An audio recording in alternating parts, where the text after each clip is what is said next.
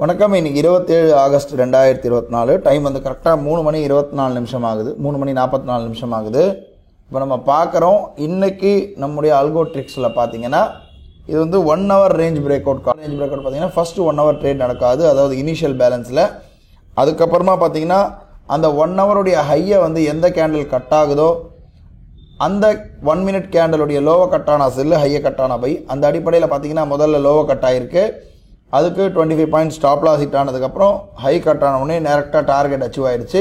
இன்றைக்கி ரெண்டே இது மட்டும் தான் ஆர்டர் மட்டும் தான் எடுத்தது. இப்போ நம்ம ஆர்டர் புக் போய் பார்க்கலாம். காத்தால பார்க்குறோம் 11:15க்கு கரெக்டாக வந்து செல்லு வந்திருக்கு, அதாவது இண்டெக்ஸில் செல்லு வந்ததுன்னா புட் ஆப்ஷன் பை ஆகும். அது வந்து ஸ்டாப் லாஸ் ஹிட் ஆயிடுச்சு. திரும்ப பார்த்தீங்கன்னா கால் பை ஆகிட்டு டார்கெட் அச்சீவ் ஆகிடுச்சு. ரெண்டே கால் தான், அதிகமாக எடுக்காது. இப்போ இதில் நம்ம அலைஸ் ப்ளூவுடைய ஆர்டர் புக் பார்க்குறோம். எக்ஸிக்யூட்டட் ஆர்டர்ஸில் முதல்ல பார்த்தீங்கன்னா மார்னிங் வந்து 11:13க்கு 202க்கு பை ஆகிருக்கு, 183 ஸ்டாப் லாஸ் ஹிட் ஆகிருக்கு, 192 பை ஆகிட்டு 247க்கு ரெண்டு குவான்டிட்டி நமக்கு வந்து டார்கெட் அச்சீவ் ஆகிடுச்சு.